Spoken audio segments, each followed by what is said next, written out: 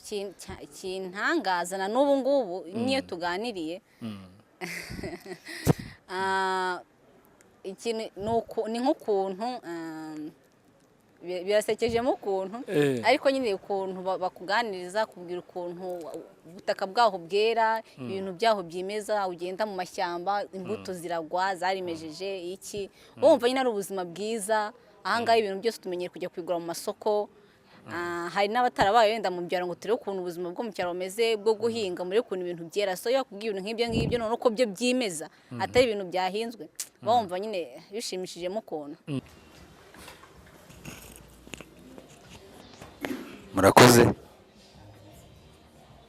murakoze nanjye nitwa Mitabo Héritier ndi umusama umwishwa w'abasita n'ibyo.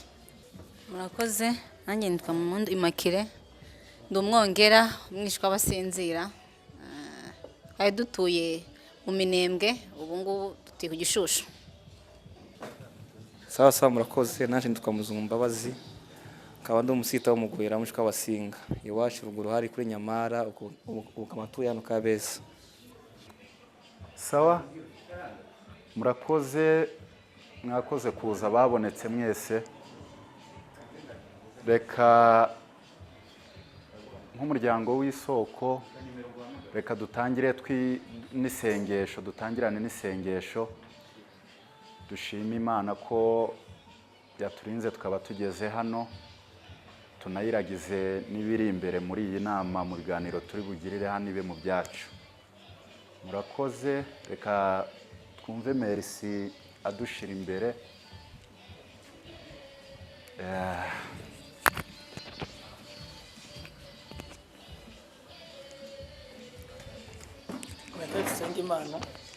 Mana turagushimiye, Mana turaguhimbaje, tugushimiye ko ari we Mana yacu kandi ko ari we imbaraga zacu.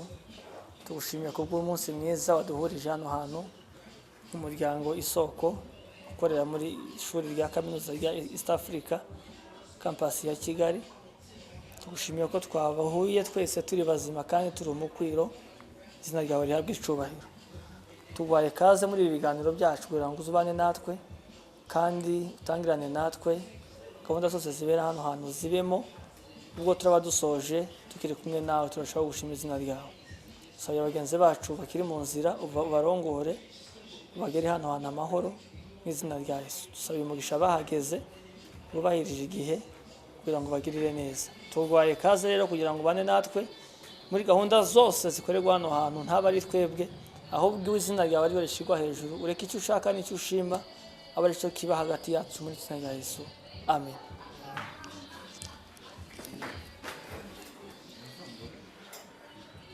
Okay. Sawa murakoze. Perezida arakoze cyane kudushira imbere y'Imana. Nk'umuryango w'Isoko ubarizwa muri East African University Rwanda. Isoko tuzi icyo isobanura twese uko turi aha ngaha. Ndabasaba mwese mu byubahiro byanyu mu byicaro murimo muhaguruke tubanze twibuke abacu bapfuye bazize jenoside ya Nyamurenge i Burundi. Dufashe muhaguruke dufate umunota umwe tubibuka.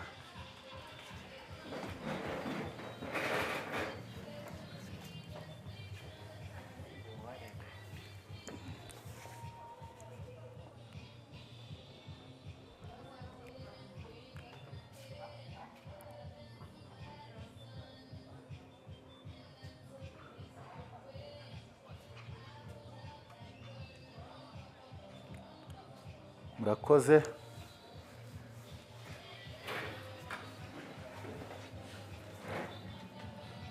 Murakoze cyane.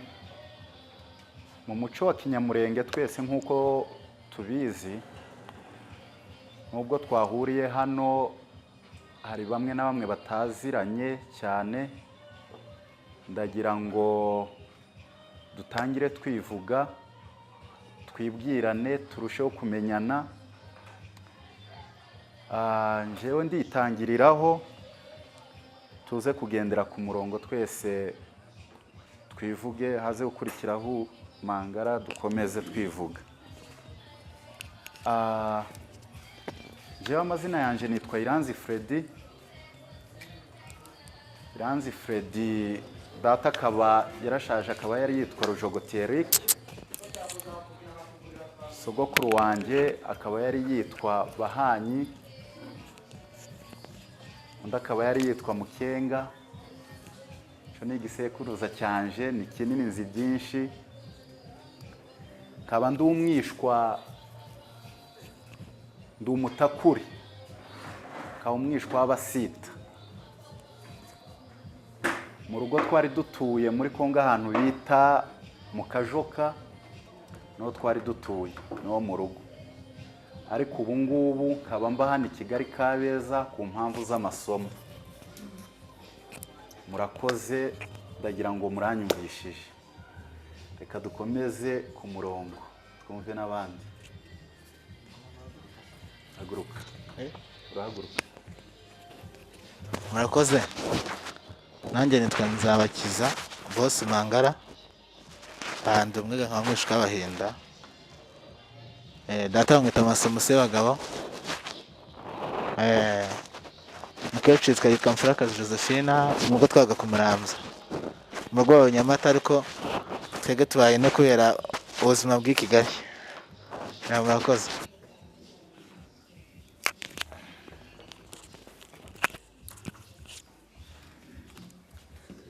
Murakoze, nitwa Merci Frank Sebatware, nkaba umwana wa Ruremesha Isake. Turi Abarundi babongera, ndi umwishwa w'Abagunga. Hanyuma ngiye mu rugo hari muri Kongo mu Minembwe mu Bidego, hama ntuye i Kigali Kimironko kwa Mushimire.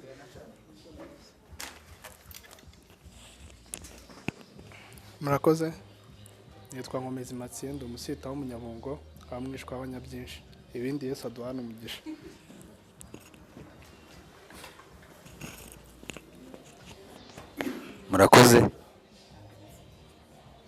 Murakoze, nanjye nitwa Mitabo Héritier, ndi umusama, umwishwa w'Abasita. Ni ibyo. Murakoze, nanjye nitwa Uwase Divine, ndi umusita w'Umugwera, umwishwa w'Abanyabyinshi. Murakoze.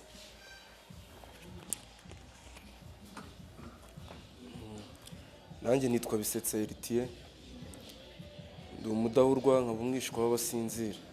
Murakoze.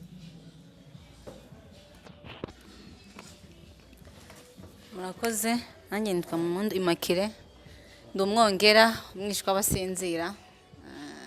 Twari dutuye mu Minembwe, ubu ngubu dutuye ku Gishushu.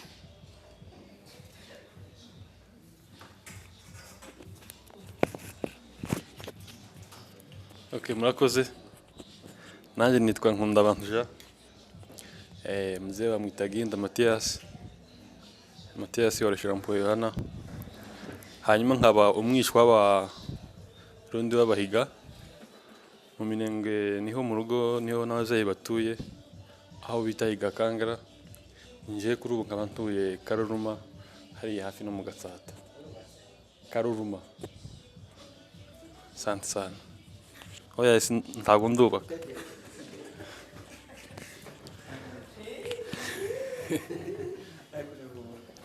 Mwiriwe, nanjye amazina yanjye nitwa Ntagawa Pacifique, papa kitwa Ngendahayo Bizimana, nkaba umusama, umwishwa w'Abasinzira. Ruguru twari dutuye ku Kabara, ubu dutuye Kicukiro. Murakoze. Sawa, murakoze. Nanjye nitwa Muzungu Mbabazi, nkaba ndi umusita w'Umugwera, mwishwa w'Abasinga. Iwacu ruguru hari kuri Nyamara, ubu nkaba ntuye hano Kabeza. Murakoze. Murakoze, nanjye nitwa Mwiseneza Simone, ndi umusinzira w'Umuhimunzi, nkaba umwishwa w'Abitira b'Abagayampunzi. Muri Kongo ababyeyi bari batuye mu Gahwera,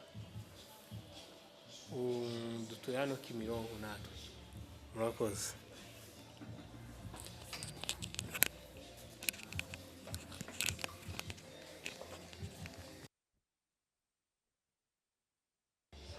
Sawa, murakoze cyane. hari abo ndi kumva bavuze ati uyu gica we yafashe inaha ngaha nta no kuvuga iwanyu ruguru njye nzosubira mu kajoka niho nzubaka niho nzosubira ku ndondo murakoze cyane nubwo turi hano ariko turizera ko tuzasubirayo tugasubira tugakama tukanywa amata tukarya imyumbati Merci Frank akarya imishashi na muzungu kunda batu akarya imyumbati bita ikivunde yayisomeje umwerera nkunda abantu buriya ndamwemera cyane araza no kudukonjerera twigishe ku mateka check microphone ni ukuvuga ngo icufwa nk'ine nkunda abantu karabibasobanurira nk'aho mwe mukizi kandi nyine ntabwo mukizi nyine ni ukuvuga ngo icufwa ni urubuto rumeze nk'inanasi kimeze nk'inanasi oya kiri munsi y'inanasi ho gato yego ni nk'umwembe ariko umwembe munini neza nyine weze neza uvuga ngo umwembe ni ikintu kimwe urumva ni ukuvuga ngo icufwa kimeze nk'inanasi mbese gifite shepu nk'inanasi noneho ariko nubwo kimeze nk'inanasi icyo hagati reba mbese ikigori yes reba ikigori urabona ikigori iyo ukuyeho akantu akadata kuri ikigori mo imbere mu kadata haba harimo iki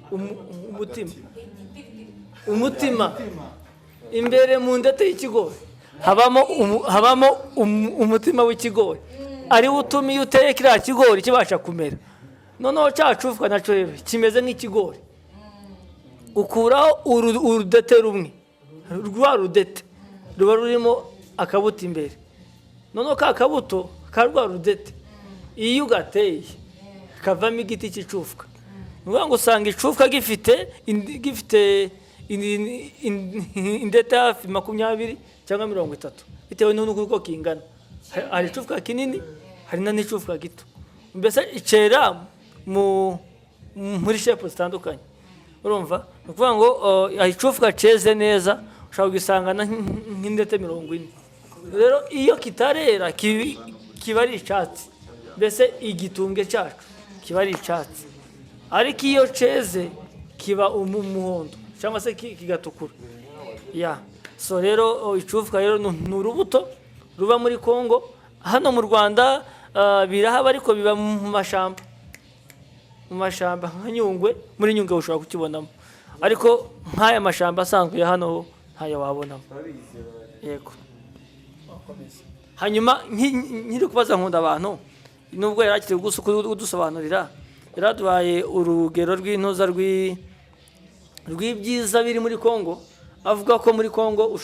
ushobora kwirirwa ugenda yego ugataha utariye mu rugo rw'undi muntu kandi utishwe n'iki n'inzara urumva icyo ni kimwe mu byiza biri muri Kongo utasanga hano aho uca hose n'inama alimentation umuntu utakwicwa n'inzara hano ni umuntu ufite amafaranga ushobora kujya muri alimentation akigurira rero difera ya mbere irimo nuko Kongo ni igihugu cera kandi gifite ibiryo byinshi bidafite n'ubigenzura ni nkako navuga so nkunda abantu rero yakomeza agasoza kazo na majede nkamubaza ikindi cyanyuma numva nifuza kumubaza twari tugeze aho ngaho ku mbuto nyine imbuto zo ni nyinshi ntabwo ndi kuzibuka zose nari mbabwiye ibituku nari mbabwiye amacoco nari naravuze amacoco ntabwo sinzi nimba ina agapera aya yes agapera yes yitwa kapera amacoco yego utuntu dutukura yego tumera hasi imbuhu nizo zitwa kapera imbuhu nizo zitwa kapera amacoco hano bahita ute arahaba se oya amacoco n'imbuto izo zereramo hasi. Zera hasi zera ku matimbiri. Haba ubwoko bubiri bw'amacoco. Haba yarusharira nandi nyine adasharira nyine. Yose yera hasi ku matimbiri. Yose yera hasi ku matimbiri nuko bimeze nyine. Nuko dukomeze. Kigitoki cy'umutuku nyako imbere kiba gifitemo utuntu kutubuto nako dutoya cyane. None ukamira warangiza ugakira twa tubuto. Hanyuma dukomeze duhuze ikiganiro nkomeze mbaze nkunda abantu. Hanyuma nkunda abantu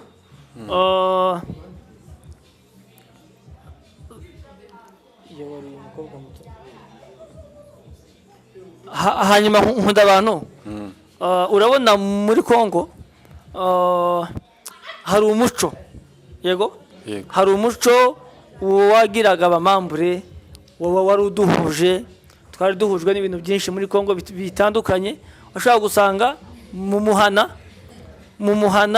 umugore wiriwe mu muhana utahinze, yego ugasanga wenda undi afite umwana ariko yagiye mu murima, umwana akarira cyane ashaka ko kubona ibere rya mama we, bakamushira wa mubyeyi bakaja kumwonsa. Urumva? Hanyuma ndagira ngo kuri ikibazo neza cyo kubaza. Hanyuma ikindi kandi urabizi ko muri Kongo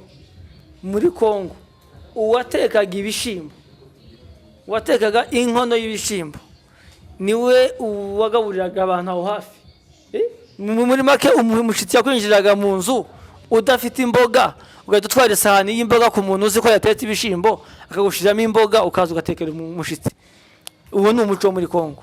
So rero iyo ugereranyije n'umuco uri hano i Kigali ubona bitandukaniye. Umuco w'abanyamurenge b'i Kigali hano mu Rwanda uri n'umuco wo muri Kongo, ukuntu bari babayeho, mbese imwe muri iyo mvuze nubwo hari iyindi myinshi. Iyo bihuje n'imico ubona ya hano i Kigali uko tubanye, ubona abo muri Kongo ari babayeho neza, cyangwa bari hano mu Rwanda umuco wabo niwo babayeho neza. Ikindi be yico ngico ni uburyo bw'imyambarire. Ababyeyi bo muri Kongo barambaraga bakikwiza. Umubyeyi n'umukobwa wabaga ugeze igihe cyo gushaka yambaraga igitambara. Ni ukuvuga ngo wasangaga yambara urupande cyangwa se ijipo, ashaka urupande hejuru, akitoza kuba umugore akiri umukobwa. Bitandukanye n'abakobwa ba hano i Kigali, iyo mu cyimbo cyo kwambara impande ngo bitoze gukenyera, usanga bo bambara udukabutura, utujipo tugeze hano haruguru. So rero iyo kompa imyambarire yo muri Kongo, abantu b'ini Kigali baravuga ngo imyambarire yo muri Kongo ngo no ubuturage. Koko iyo birebye ubona imyambarire yo muri Kongo, ubundi abakobwa bo muri Kongo bambaraga imyenda amajipo yika hasi, yika hasi apfuka intege zabo. None si iyo urebye abana b'abanyamurenge abakobwa bari hano i Kigali ko bambara imyenda yose iri hejuru y'intege zabo, ubona ese ubikompaye ariko bigereranye n'umuco. Abari mu Rwanda bavuga ko impamvu babyambara nuko ari bo ngo bafite umuco mwiza ugereranyije n'uri muri Kongo. Abo muri Kongo nabo iyo baje hano usanga bavuga ati uyu mwana afite ikibazo cyo mu mutwe. So rero biduhurize uduyemo isomo nkatwe abari hano. Eka mpere ku kibazo cya mbere. Ikibazo cya mbere wakomoje ku kuntu nyine umuntu yabaga afite nk'umushitsi adafite umusaka mwinjira adafite imboga. Ni uburyo bw'imibanire, uburyo Kongo babanye, umuco wabo, ukuntu umuco wabo babayeho muri Kongo. Ni ukuvuga ngo uwatetse imboga niwe ugaburira abandi. Mu gihe babandi imboga zamushiriye wenda akagira nk'umushitsi, nako si ukumushiriraho, yari afite imboga agagaburira abana be, agize umushitsi utari uri muri gahunda. Kandi urabizi muri Kongo mbere baravugaga ngo tunywe amata dusige akadete Yes, ikaze nshuti bakunze ba Deliverance TV, turabasuje aho muherereye hose mu bihugu bitandukanye, ku migabane itandukanye, abari Amerika, muri Afurika ndetse no mu Burayi. Ndabasuje. Je muri kumwe ni wa muntu wanyu utajya uva hano, turi kumwe.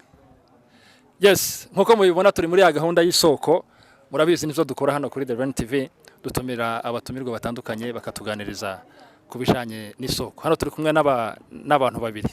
Bagiye kutuganiriza batubwire ese niki kiduteranirije hano, ese niki baduteganyirije.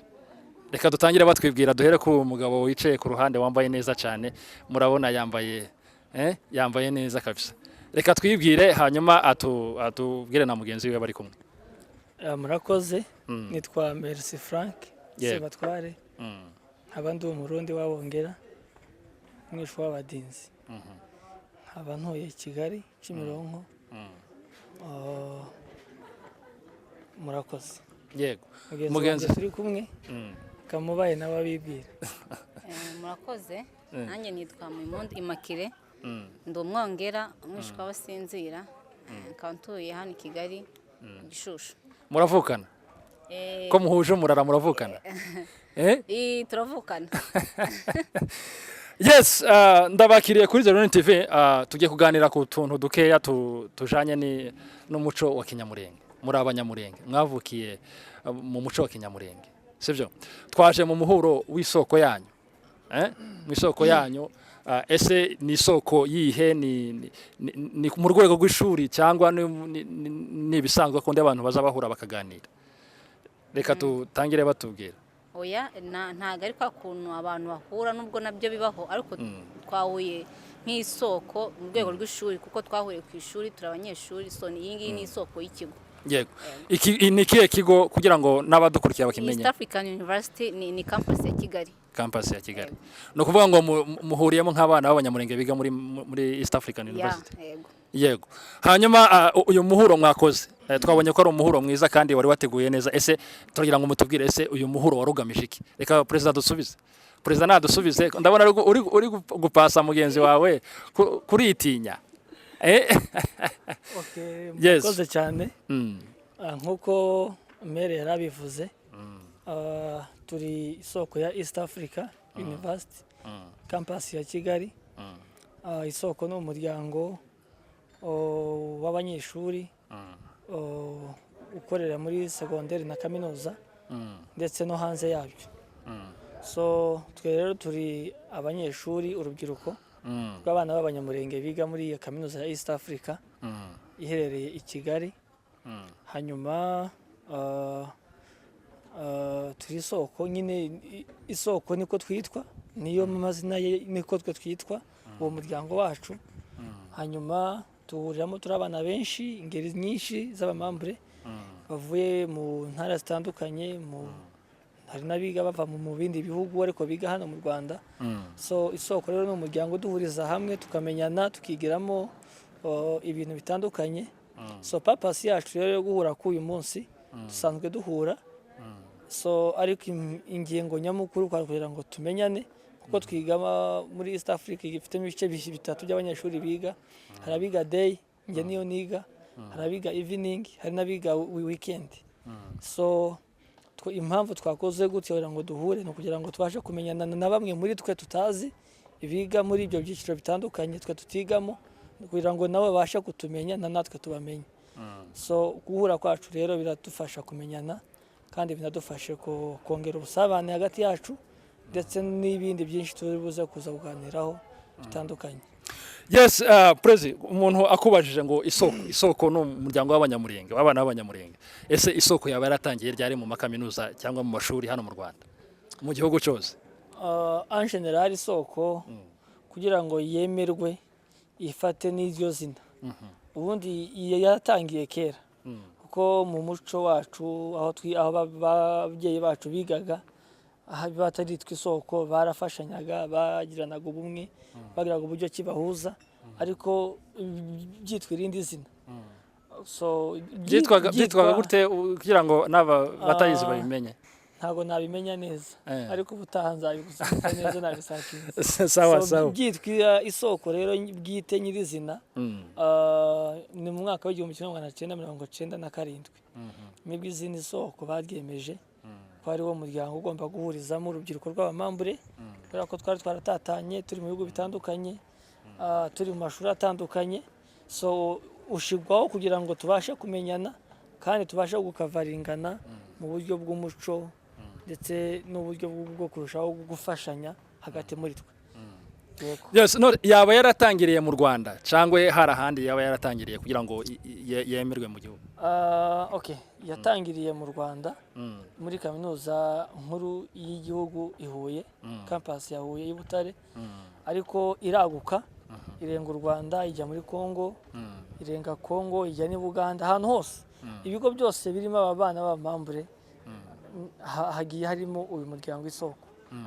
Ariko ushingwa bwa mbere muri 1997 washingiwe muri University nkuru y'igihugu y'i Butare, ariyo uyu munsi yitwa UR.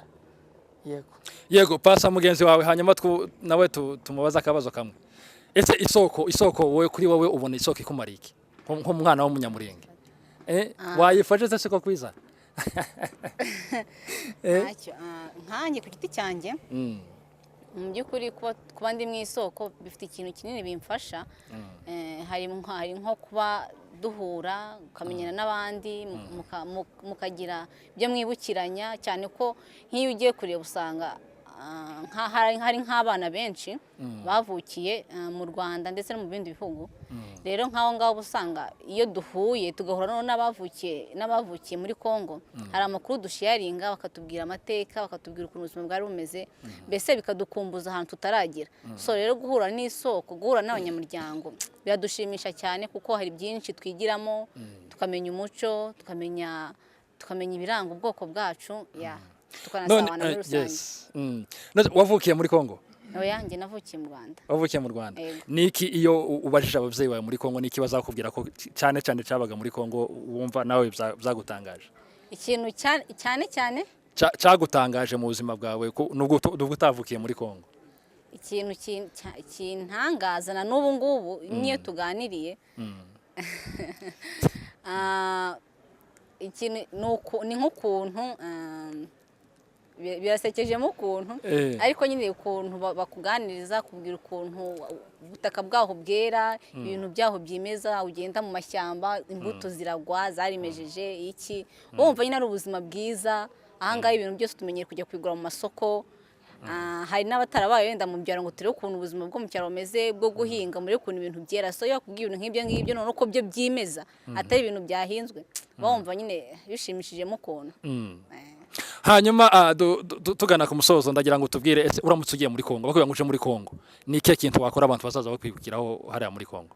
Ikintu nakora ni iki wakora baza bavuga ngo hajya batubwiye ko witwa Immaculée?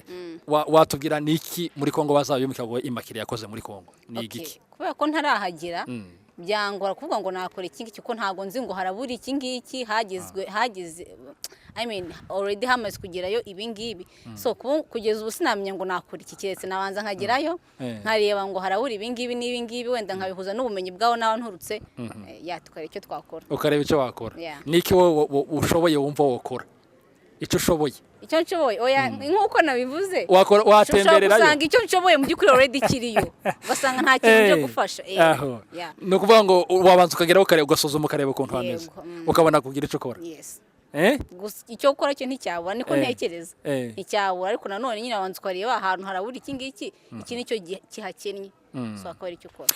Hanyuma ijambo rimwe riheza President microphone tuvugane. President, ijambo rimwe niki wabwira abanyamurenge, abana b'abanyamurenge bakicitinya kuja mu isoko ahantu hatandukanye? Ijambo rimwe kuri mwembe mucyo mutubwira. Ijambo rimwe nabwira abana b'abanyamurenge haba bari mu Rwanda cyangwa se abagize amahirwe yo kujya mu bindi bihugu bitandukanye biri ku migabane itandukanye y'isi. Icya mbere nuko turabo turibo kandi ntabo turuta, kandi natwe ntabari hejuru yacu. Kuvuga ngo kuba turi abanyamurenge gusa birahagije. So umunyamurenge ubwiwe arihagije, ntawe agomba gusuzugura, nta n'ugomba kumusuzugura. So abantu bitinya rero bumva ko kwitwa ko ari umunyamurenge akumva ni igisebo, akumva agomba kubihisha mu nshuti ze, mu bavandimwe cyangwa se ku ishuri aho yiga, uko ni ukwibesha cyane. Ni ukwibesha nk'uko abanyarwanda bacumugana bakavuga ngo agahugu kibagiwe umuco karasibangana. So ntago twatuma rero ibyo biba. So ahubwo nkaba nabashishikariza gushaka amakuru, gushaka amateka, gushaka abasaza, ababyeyi babo babaganirize, bababwire umuco, bababwire ubwoko icyo ari cyo, bababwire umunyamurenge uwo ari we, icyo akora, aho yavuye, mbese babasobanurire kugira ngo babashe kumenya neza icyo ari cyo. Ikindi hari ababa babizi, baba baranabaye muri Kongo baravuyeyo, ari abantu bakuze, ariko ugasanga nabo baracitinya kujya nyine mu isoko y'aho biga. So ibyo byose rero mu by'ukuri akenshi ni ukwibesha, ni kuko navuga nkuko nta na rimwe bizamuhira, nta na rimwe bizamuhira. Ahubwo icyaba cyiza ni uko uyu munsi yaza tugafashanya mu mbaraga zacu nkeya, tukareba icyo twakubaka hagati muri twe, ariko kizatanga umusaruro ejo, ndetse gitanga umusaruro w'uyu munsi, w'ubushobozi dufite uyu munsi, ariko cyane kizatanga umusaruro ejo hazaza. So baje tugahuza imbaraga, tugashyira hamwe, twakubaka byinshi kandi byagirira ubwoko n'igihugu cyacu akamaro. Murakoze. Mary, ijambo rimwe ku mukobwa w'umunyamurenge witinya kuja mu isoko cyangwa se kujoininga abandi mu isoko, ni ihe nama wamugira? Hereza Mary asubiza. Ngo ni merci. Mary. Umukobwa witinya ubu ngubu, icyo namubwira cya mbere cyo rwose yaracitswe. Niki cyamucitse? Yaracitswe kuko hari byinshi. Umuntu kuba atari proud cyangwa kumva ko adatewe ishema no kuba uwo ari we ni ikibazo cyane, kuko uko byagenda kose uwo uriho ntibizahinduka. Ushobora kwihisha mu bantu bitewe n'abantu bana nabo, ariko uri kose uwo uriwe nawe ubwawe umutima wawe uraguhamiriza ko uri uyu nguyu. So nibabe proud yabo bari bo, bumve ko batewe ishema no kuba ari abanyamurenge, babikunde, bakunda ubwoko bwabo, basanga abandi bamenya amakuru ya ruguru abatarabashe kuyamenya, baganiriza ababyeyi, bababwire byose. Ni ibyo numva nababwira. Yes, ndabashimiye mugize neza kubana natwe. Turabashimiye kabisa kuri Rwanda TV. Ndabashimiye kandi mugize neza kutuganiriza ku muco wacu wa kinyamurenge kugira ngo abatawuze bawumenye. So ndabashimiye mwese abo twabanye kuri Rwanda TV. Icyo tubasaba no gukora subscribe, musharinge ku nshuti zanyu n'abavandimwe bamenye umuco wa kinyamurenge kugira ngo bamenye aho gakondo yabo aho bavukiye. So ndabashimiye, basaba kugira ibihe byiza. Asante sana. Sawa. Ciao ciao.